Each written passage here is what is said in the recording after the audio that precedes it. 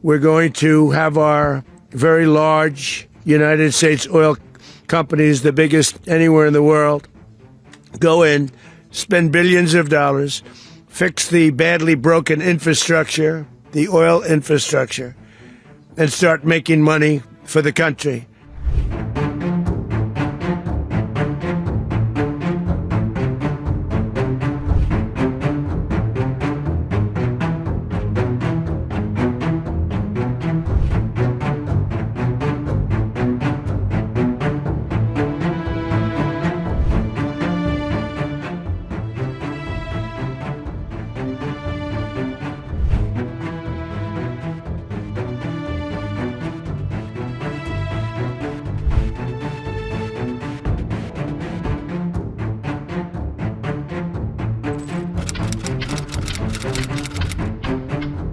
At 4:21 on the morning of January 3rd, U.S. President Donald Trump posted a message on his Truth Social platform.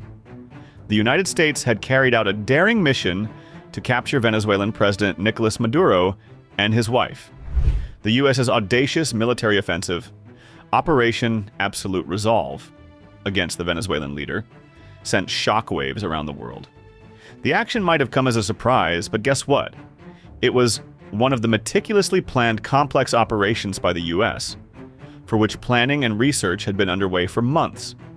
We know that Trump and his administration have repeatedly called Maduro an illegitimate leader and threatened regime change. But just as the world entered a new year with hope for peace, Trump and his team showed how it's done. In early December, the mission Operation Absolute Resolve was finalized. But how did U.S. forces enter Venezuela and extract President Maduro and his wife, Celia Flores, from what the U.S. president called a heavily guarded fortress? Most importantly, why did Trump go in and get Maduro out? Just to stop drug trafficking, or is it more than meets the eye?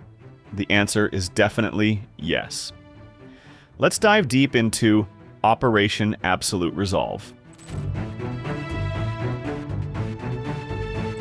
It wasn't a cakewalk for the U.S. Army. Intensive preparation lasted for months to conduct the operation in the heart of Venezuela. In August, a clandestine team of CIA officers quietly entered Venezuela to gather intelligence on Nicolás Maduro, whom the Trump administration had designated a narco-terrorist. The CIA unit operated across Caracas, staying under the radar for months. Intelligence was collected on where the 63-year-old slept, what he ate, what he wore, and his day-to-day movements, along with input from a human source close to the leader and surveillance from stealth drones covertly operating overhead. This allowed the agency to chart his routines in precise detail. The Pentagon oversaw a major U.S. military buildup in the Caribbean, deploying an aircraft carrier, 11 warships, over a dozen F-35s, and more than 15,000 troops under the banner of anti-drug operations. On January 3rd, Trump and his advisors gathered at Mar-a-Lago to watch the U.S. military action as American aircraft launched strikes on targets in and around Caracas, including air defense systems. Global peacemaker Donald Trump publicly justified the operation as a law enforcement action against a narco state. But many analysts believe the motivations run far deeper. The Trump administration portrayed the strike as the climax of a long campaign against Maduro's alleged role in international drug trafficking, citing his 2020 U.S. indictment on narco-terrorism, corruption, and conspiracy charges, a $50 million bounty, and claims that Venezuela functioned as a criminal state. Trump and Attorney General Pam Bondi framed Maduro's capture as a major win for U.S. law enforcement and a blow to the drug trade, calling the operation an extraordinary policing action rather than a war. However, the reasoning is still not convincing. UN data shows Venezuela is not a cocaine-producing country, and a recent U.S. DEA report focuses on drug trafficking routes in Ecuador, Central America, and Mexico, with minimal attention on Venezuela. This is rightfully raising doubts that narcotics enforcement alone justified such a large-scale military operation. Want a one-line explanation for why Trump captured Maduro? The answer is, it's all about oil. Many analysts argue that Venezuela's vast oil reserves, over 300 billion barrels, the largest in the world, are a key underlying motive. Despite this wealth, the country produces only about 1% of global oil due to mismanagement, underinvestment, technical challenges with heavy crude, and U.S. sanctions. With U.S. oil output expected to plateau, access to new, non-Middle Eastern sources becomes strategically valuable. Energy experts suggest that a U.S.-friendly Venezuela, reintegrated into global markets, would be a major asset for America. Maduro understood the game and has long accused Washington of pursuing Venezuela's oil for imperialistic gain rather than promoting democracy or combating drugs. Earlier, when U.S. forces seized a Venezuelan oil tanker off the coast, Trump openly claimed that the U.S. will keep the oil not once, but twice. Hence, you get the point. What are we going to do with the oil that we have? Going to do with what? The oil that has been seized. The United States seized 1.9 million barrels of oil on December 10th. We're going to keep it.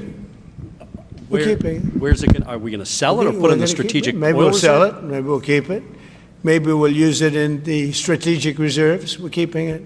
We're keeping the ships also. What happens to the oil on that ship? Well, we keep it, I guess. Where does it go? What port does it go to? Well, you have to follow the tanker. You're a good newsman. Just follow the tanker. Do you know where it was going? Was it going to China? Get a helicopter and follow the tanker. Is it true it's going to But Cuba? we're going to, I assume we're going to keep the oil.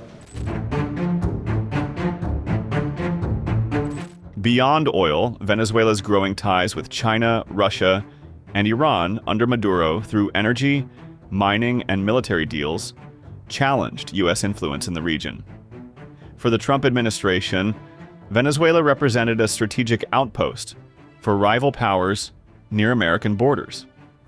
Analysts suggest that removing Maduro would both open the country's economy and weaken these foreign footholds in Latin America.